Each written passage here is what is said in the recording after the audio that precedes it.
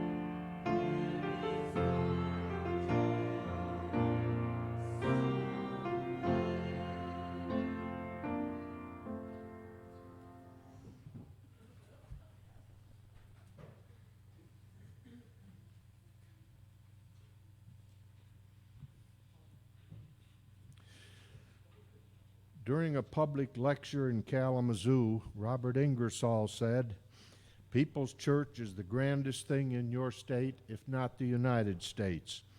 If all churches were like this, free, always open, and working to make people better every day, I would never say one word against churches or religion.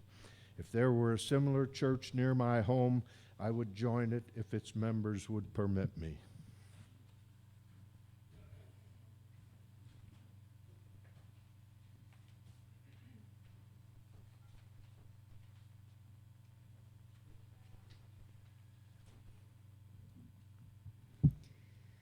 Good morning and welcome to the Universalist Unitarian Church of Farmington. My name is Elizabeth Knight and I am the chair of the Sunday Service Committee. The Sunday Service Committee coordinates everything you see here today, from the speakers to the music, ushers, and sound. Our minister, Reverend Leonetta, is out of the pulpit today. Today's guest speaker today is Paul Bailey, and I'll say a few words about him later in the service. I'd like to extend a special welcome to any visitors today. Please join us in the lower level after service for coffee hour. Newcomers may enjoy introductory conversations downstairs at the welcome table with our members. And at this time, I invite any first-time visitors to stand and let us know where you are from and how you heard about us. We would like to meet you.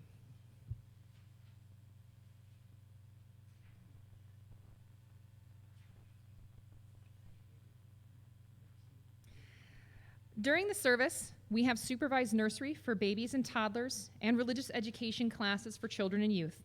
Please see our religious education coordinator, Natalie Case, for more information.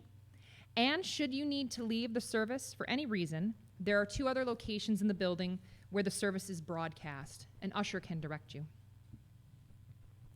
Our UU principles begin with our pledge to affirm and promote the inherent worth and dignity of all people. As we are a welcoming congregation, we welcome into our community people of all races, sexual orientations, belief systems, and ages, including anyone who is fidgety or creates youthful noises. These small humans and everyone in this building represent the future, and we welcome them fully into our meeting house. We have a few announcements today. First upcoming is our second game night. We had a game night last month, so if you're interested in board games, we had a good group of people down in Adams Hall. The next one upcoming is Saturday, I think June 15th, I believe it's a Saturday night, from 5 to 9 p.m. Kids are welcome. We'll organize sitters here in the building, and if you are bringing children, just James and Nathan, who are coordinating, ask that you RSVP to them. Their emails are in the order of service. Also coming up, there was an article in the Magnet. Sunday Service Committee is trying something a little different for 2 Sundays this summer at the end of June. June 23rd and June 30th will be small group Sundays. So instead of having a traditional service like you see here, we will have 3 discussion groups each Sunday, and you can choose which one you'd like to be a part of. There is more information in the Magnet in terms of the topics that are upcoming and for which Sunday. And then also, there's an article in the Magnet. Membership is doing 2 things that you can help bring attention to UUCF. The first is t-shirts. So we are going to be getting new UUCF t-shirts that have UUCF and a chalice flame on the front and our mission statement on the back. We'll be taking orders until the end of June, so you can see me or Megan Chenoweth, and I will be downstairs in Adams Hall if you would like to put in some orders. So they are all the way from the youth extra small all the way up to 4X. So anybody who would like one is welcome. But the idea behind the t-shirts, or what started this process, is that we are looking to get about 20 people to march in the Farmington Founders Parade, which is July 20th. So if you're interested in either a t-shirt and marching or just a t-shirt, see me after service. We have 2, I think, extra announcements here. We have Natalie, come on up. And then Libby, too.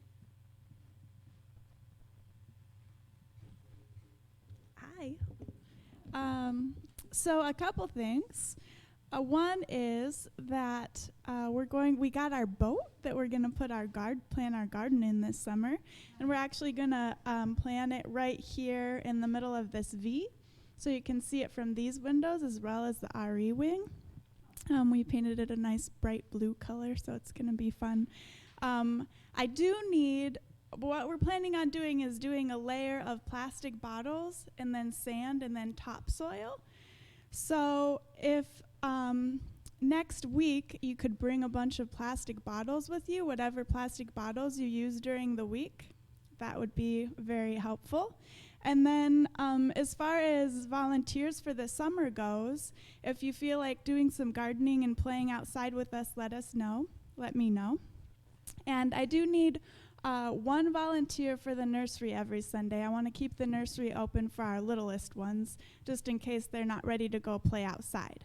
So it's really easy. In the e-blast that you get every week, there's a highlighted RE sign up. You just click on that and sign up. You do have to have had a background check. So if you want to volunteer and haven't had a background check, come and talk to me and we can take care of that too.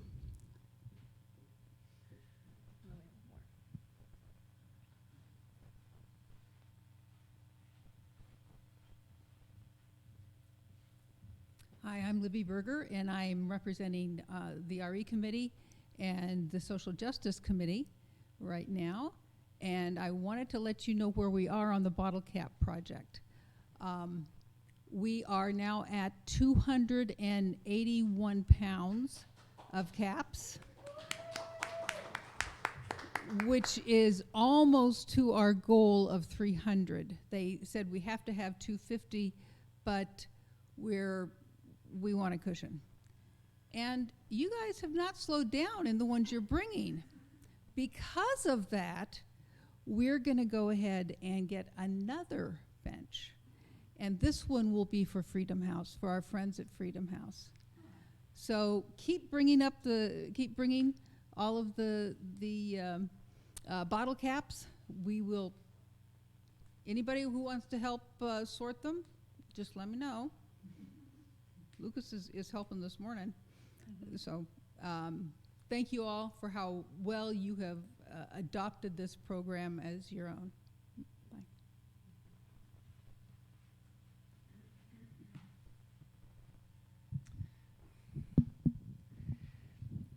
Please join me and rise as you are willing and able for our first hymn, number 118, This Little Light of Mine.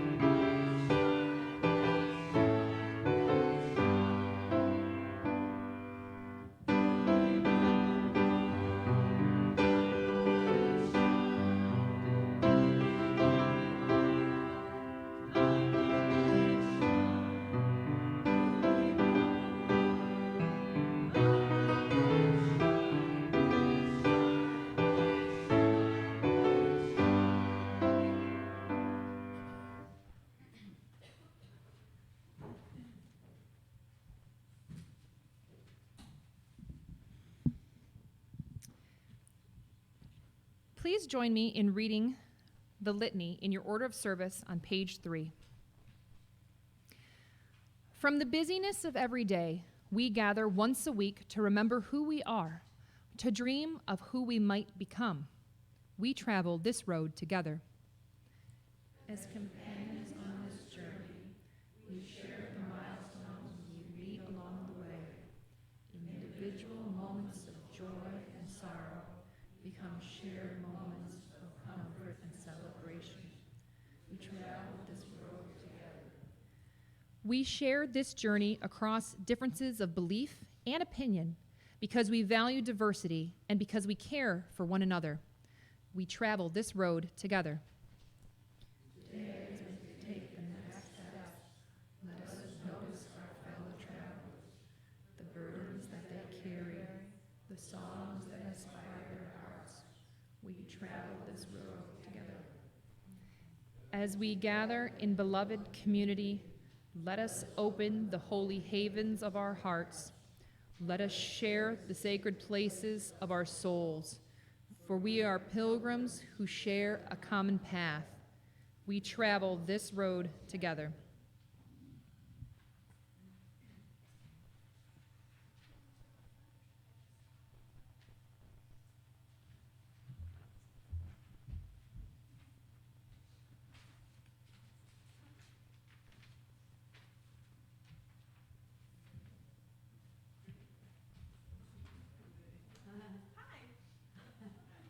It's just Lucas and I today.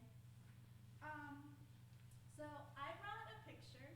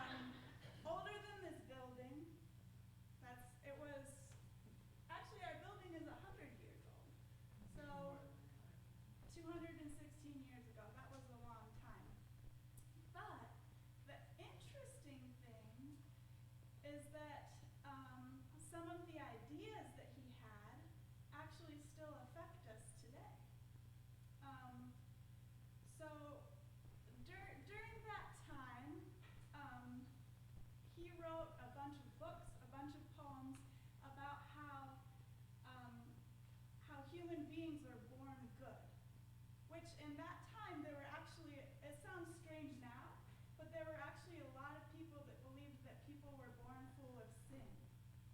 And so Ralph Waldo Emerson was saying that that's not possible. I mean, if you look at a little baby, it has to be that people were born good. And that philosophy actually turned into transcendentalism, but we won't go into all of that. But it actually turned into one of our principles. Can anybody guess what that principle is? So the idea that everyone is good, that we're inherently good, what would that principle be? First principle. Our first principle, the inherent worth and dignity of every person. Or, in other words, how every person is important. So that was Ralph Waldo Emerson. And even though he lived such a long time ago, I feel like if he was here today, he would be all of our friend. And we have such a rich heritage as Unitarian Universalists of people who stand up for the rights and dignity of all human beings.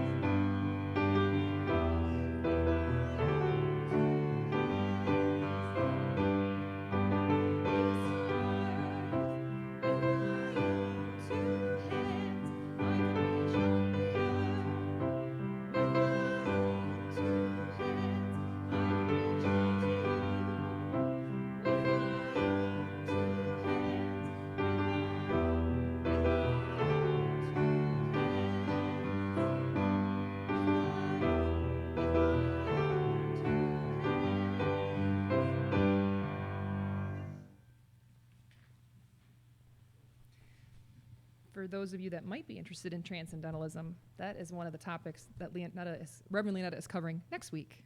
So if you come next week, you can learn about transcendentalism. And for those of you that are wondering, where are all the kids this week?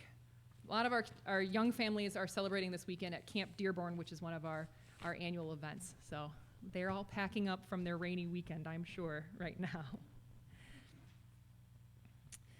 A perfect heart is one that has known love and loss, joy and sorrow. A perfect heart is one that has been shared. You are invited to share your first name and a joy or a sorrow up here at the microphone, as we gather in our hearts of perfection. And we, as the beloved community, will direct our energy, prayers, and meditation to you as our gift of compassion and strength. You may light a candle in acknowledgement of a spoken or silent joy or sorrow.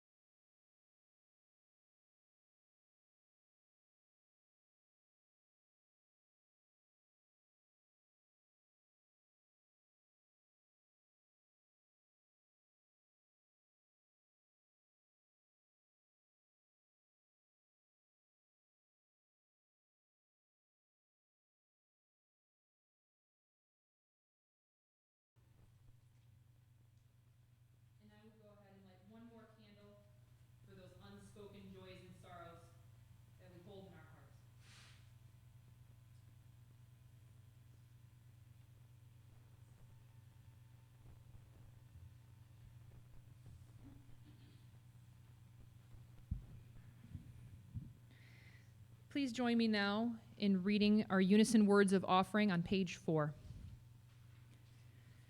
We give generously to support this church where love, justice, and equality inspire our acts of service and compassion. We dedicate these gifts to all that we stand for within the Unitarian Universalist tradition.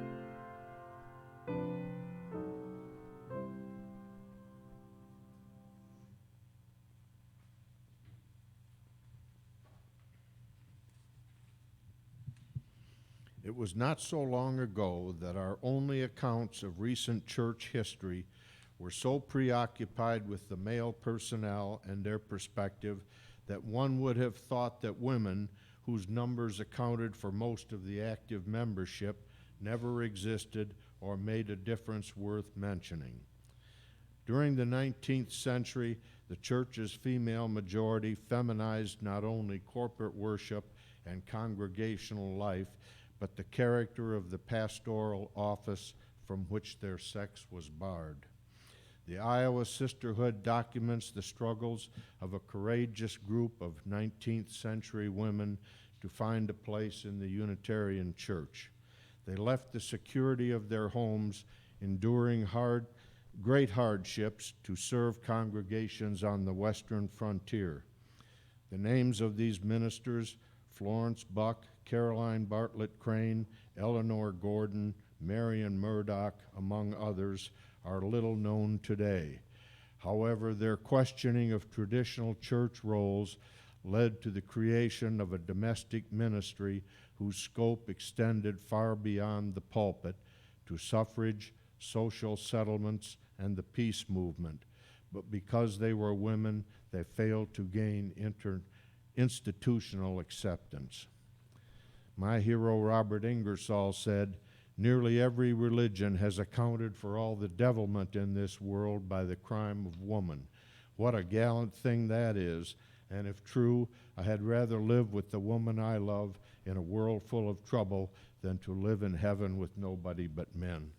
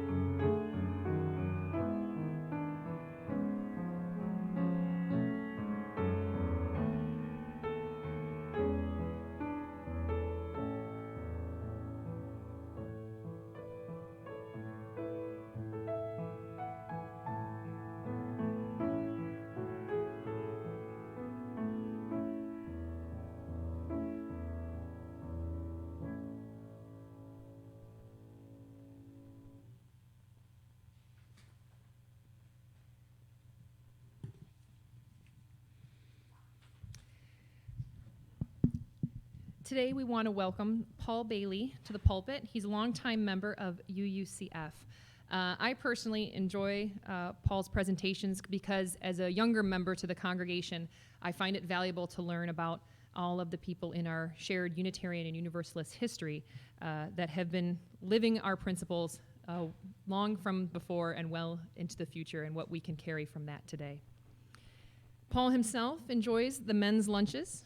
He's a big fan of daytimers. He loves giving talks here at the church. He's retired from Chrysler and lives in Garden City with his wife Nancy and their 4 cats.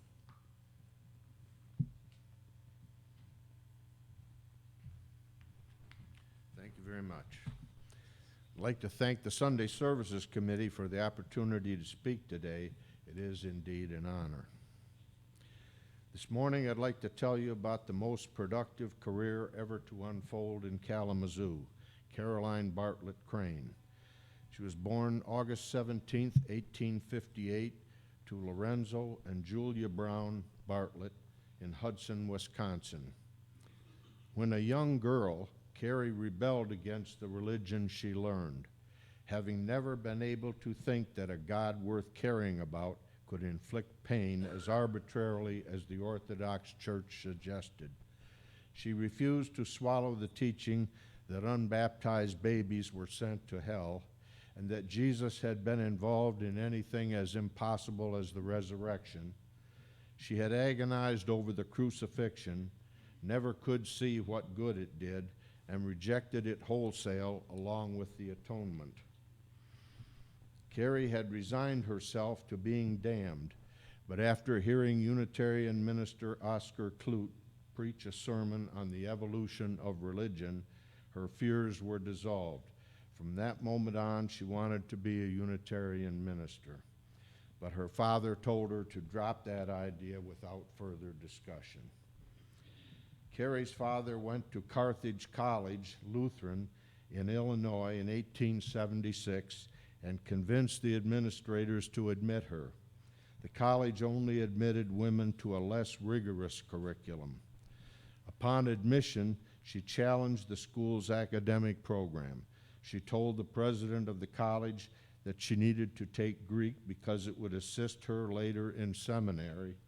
Also, she had made up her mind she was going to be valedictorian and would be unable to compete for that honor unless she took the full course of study.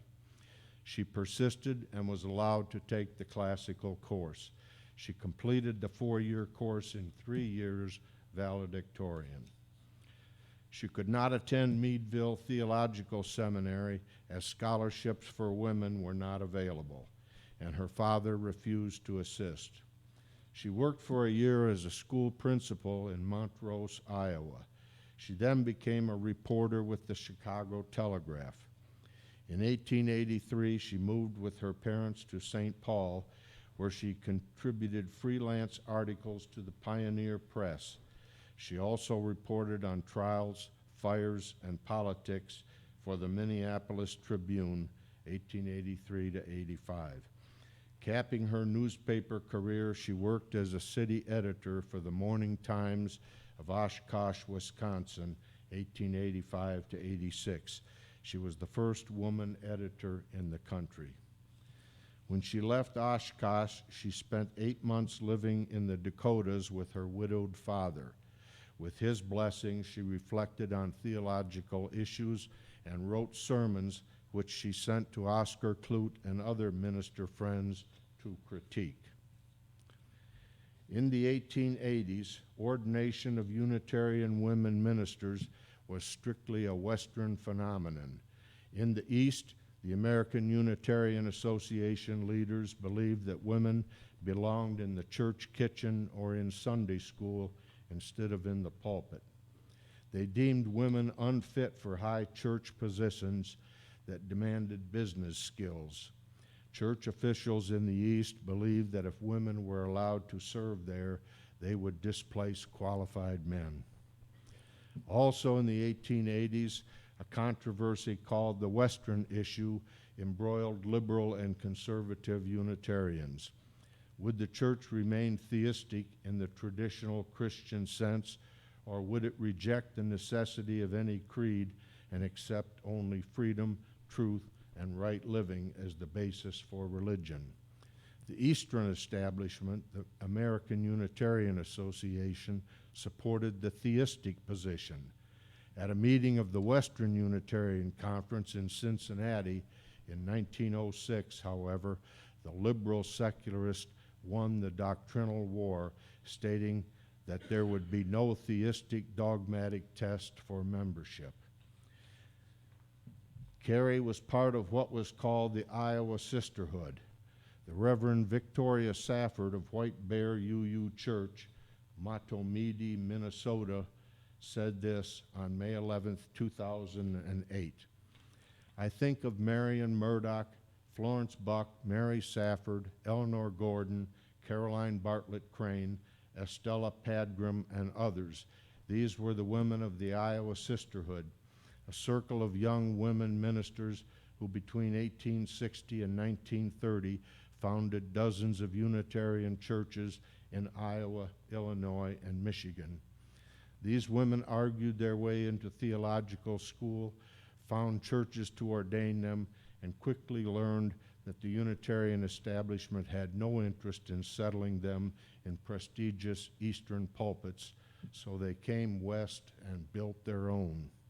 They built spacious, simple buildings that looked not like traditional churches, but like homes, with sunny rooms for children, cozy parlors, huge working conditions, and big open meeting rooms with plain chairs on wooden floors. These were buildings to hold classes in, and meetings, suppers, debates, and public kindergartens, socials, and town meetings, as well as Sunday service. Their sanctuaries were the kind of comfortable, easy places where farmers in their working clothes and muddy boots would feel welcome. In place of the cross or other pious pieces in the sanctuary, worshipers would often find a broom or books or flowers from the world outside. In these houses of radical hospitality, they preached a liberal, naturalistic social religion. They preached gender equality, humanistic ethics, abolition of slavery, universal suffrage, the rights of children, workers, the poor, prisoners, the mentally ill, and native peoples on the brink of genocide. They preached spiritual wholeness. Occasionally they preached from the Bible, but they also preached from poetry and the life stories of live people. John Effinger of the Western Unitarian Conference suggested Carey take over preaching at the troubled First Unitarian Church of Kalamazoo. Although the Kalamazoo congregation, all 55 of them, were not happy with the idea of a woman minister, her command of the pulpit won them over. Reverend Clute preached the ordination sermon. Carey's preaching drew large crowds, often over 500 at the evening service. She was later invited to speak at the Columbian Exposition in 1893. Also, she delivered the closing sermon at the National American Woman Suffrage Association in Washington, D.C. in 1891. Unhappy with the church building, Carey designed a new one to meet the needs of a growing congregation and to provide spaces for programs for social improvement. She replaced the old-fashioned theological church with a sociological institution. She laid the foundation for a new church philosophy as well. In a sermon, she asked that the church become unsectarian, non-denominational, creedless church, and change its name to People's Church. Furthermore, she proposed the church should reorganize into an institutional 7-day church. She explained that this step would mean dropping the denominational Unitarian designation. Unitarianism is dear to many of us, she said, but she felt that People's Church was a more proper name because it represented the needs and aspirations common to all men and women. She emphasized that Unitarianism in the West had discarded all creeds as fellowship tests and she proposed that the denomination should logically complete its task by discarding the theological test Unitarianism as well. She declared the world now desired a church for humanity, not a church for theology. Let us be that church, she said. In spite of these changes, the church did not drop its ties to the Western Unitarian Conference. The cost of the land and the new building was $35,000, but it was announced at the dedication that the building was debt-free. Quite an accomplishment given the state of the national economy. Money for the structure was raised during the so-called Panic of 1893, one of the serious depressions in American history. Carey believed that because the church had tax-exempt status, it had a special duty to provide programs for the community, not just for its own members. She believed that a church cannot be a place where we come together once a week and enjoy our doctrine and congratulate ourselves that we have a faith free from superstition.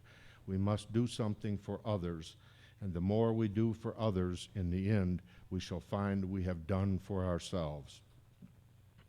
The new church had a kindergarten because there was none in the town. It had a gym for women, a manual training class, a domestic science class. It did not have a gym for men because the town had one.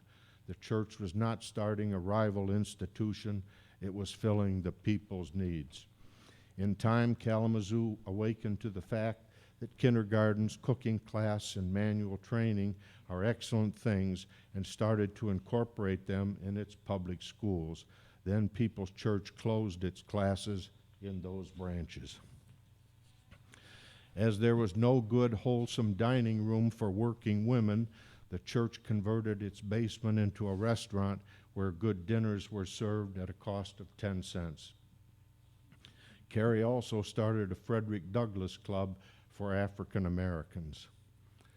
At the 1906 church New Year's Eve reception, Carey surprised her congregation by marrying Augustus Warren Crane, a physician and innovator in radiology.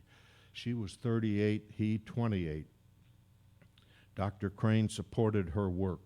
His medical training and knowledge of bacteriology later proved helpful in her sanitation surveys.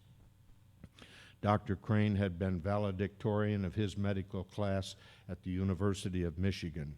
He won international recognition for his technological innovations and uses in the field of X-ray technology. He was the Radiological Society of North America's gold medal winner in 1921. A year after her wedding, Carey announced she was leaving her pastorate to further study sociology. After she resigned in 1898, ill health forced her to take a 2-year break from any work. Upon recovery, she shifted entirely from ministry to social reform. She remained a member of People's Church all her life, serving on committees, teaching Sunday school, and attending every annual meeting. She also served as guest preacher. The 1890s were watershed years for women. Municipal housekeeping emerged as a form of domestic feminism that Carey believed should be applied outside the home. Women turned to civic reform, insisting that the community was an extension of the home and that women should apply their special sensibilities to municipal problems. She embraced the idea that women had special qualities that suited them for municipal housekeeping. She believed public housekeeping to be the most important function of municipal government, and she urged women to assume a share of responsibility for the cleanliness of their cities. She said, "We certainly should keep our city, that is to say our common house, clean." Carey's 20th Century Women's Club was interested in seeing that meat sold to the public met high standards. She was herself a vegetarian. The women went unannounced to several slaughterhouses near Kalamazoo and found deplorable conditions. They decided something must be done, but found great resistance at every turn.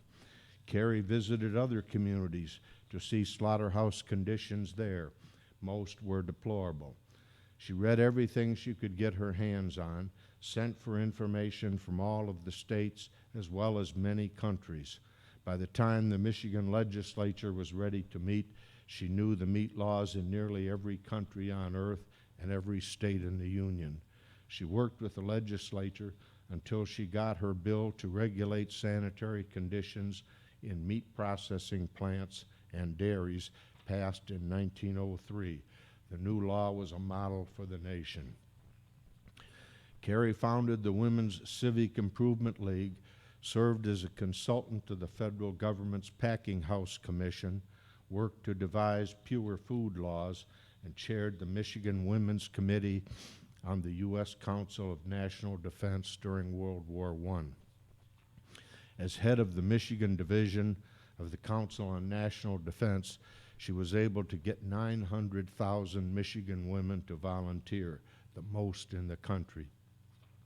Not just for the Red Cross and war-related agencies, but hospitals, poorhouses, infant clinics, settlement houses, charity agencies, schools, health offices, and city and county agencies. Next, Carrie noticed that the backyards of Kalamazoo were very dirty. She called together a number of progressive women from her own and other churches and organized a civic improvement league. At the first meeting, there was a slide exhibition of Kalamazoo backyards. As picture after picture appeared upon the screen, the inhabitants of Kalamazoo squirmed in their seats.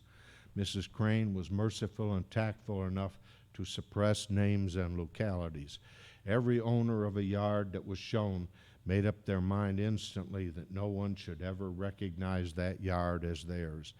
After 24 hours, there wasn't a backyard in town that even faintly resembled the pictures.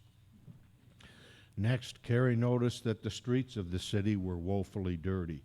She asked the city council for permission to keep 6 blocks at different parts of the city clean for 3 months. The women volunteers were taunted and they quit. Carrie continued cleaning the streets herself. At the end of 3 months, she had reduced the cost of cleaning those blocks, and the streets were cleaner than any resident had believed possible. The city council was happy to adopt her methods as its own.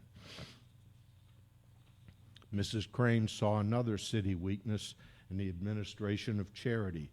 She organized a charity organization branch of the Civic Improvement League. She asked churches, societies, and individuals to direct their funds and appeals for help to this branch. She promised to take care of every case referred to her, and she did. She did so well that the city decided to contribute monthly to the charity organization branch. For, said the mayor, Mrs. Crane makes it go 5 times as far as we can.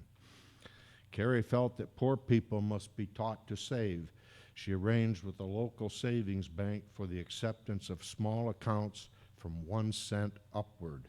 She convinced the bank to send someone to collect these small amounts and deposit them in savings accounts for the people. In 18 months, there were 400 small savings accounts with deposits totaling over $15,000. Mrs. Crane was asked to go to Saginaw, then Big Rapids, Calumet, Hastings, and Bay City, then Concord, New Hampshire, Fargo, North Dakota, Daytona, Florida, then Erie, Wilkes-Barre, and Scranton, Pennsylvania. She was a paid consultant for these communities. Some called her a minister to municipalities. I'm still a preacher, she insisted. Formerly I preached from the Bible. Today I preach from life. Minnesota asked Carrie to come and help them. Before Minnesota, it was Tennessee. Before that, Kentucky. Before that, Texas. It was a very thorough house cleaning. No detail escaped Carrie's eye. Streets, smoke, backyards, tenements, water supply, ash and garbage removal and disposal, drainage, bakeries, ice cream salons, playgrounds, schools, jails, insane asylums, hospitals, almshouses, All these she looked over, criticized or approved, and if she criticized, suggested the proper remedies. The citizens of the states or cities which called upon her listened, convinced that she spoke the truth with regard to their shortcomings, and equally convinced that she has earned the unique title of foremost municipal expert in America. In a speech, she said, "Let us lift the home to its rightful place, and then perhaps we will perceive that the city should not exist for trade and commerce, but that cities and trade and commerce should exist in order that they may minister to and upbuild and make sweet and beautiful and wholesome the lives of the people in their homes. And this is the best possible business, and when you think of it, the truest possible economy." Throughout her public struggles, she was sustained and supported by her husband. Later, they built a cottage retreat, the Brown Thrush, on Gull Lake, and spent much time alone there. Carrie and Dr. Crane adopted 2 children, Bartlett and Juliana, in 1914. The children were born in 1913. As chairperson of the local Better Homes of America committee, she designed and directed the building of a model 5-room house which won a national contest in 1924 over the entries of more than 1,200 communities. She described the house in a book called Every Man's House, which was published in 1925. The house is still in use today on Westnedge Avenue. Carrie also served as director of the Michigan League of Women Voters for 12 years. She taught seminars on a wide variety of subjects and provided leadership for the League's Department of International Cooperation to Prevent War. Dr. Crane said of his wife, "She is one of the great forces of our generation, a civilizing force that will make the world a better place to live in and the people a better race." Reverend Crane died at her home in 1935 at the age of 76 after suffering a heart attack. She was accorded honorary doctorate degrees from Carthage College, her alma mater, and Kalamazoo College. She was recognized at an appreciation dinner at People's Church following the unveiling at the Kalamazoo Public Library of a bas relief of her image created by Chicago sculptor C. Warner Williams. The inscription on the sculpture, which remains today at the library, reads, "Citizen, Minister, Scholar." This recognition was sponsored by the Kalamazoo Business and Professional Women's Club, of which Carrie was an active member. It was the community's only tribute to Mrs. Crane. The Kalamazoo Gazette, in an editorial, noted Reverend Crane's contributions to her community and the honor and prestige she has brought the city through her efforts in far broader fields. One may safely say that no sound and substantial movement to better the condition of mankind lacked Reverend Crane's enthusiastic support. She reserved a special place in her heart for the affairs of the community she called home. She served brilliantly and enthusiastically as a leading citizen of Kalamazoo. Reverend Crane was inducted into the Michigan Women's Hall of Fame in 1985. Thank you very much.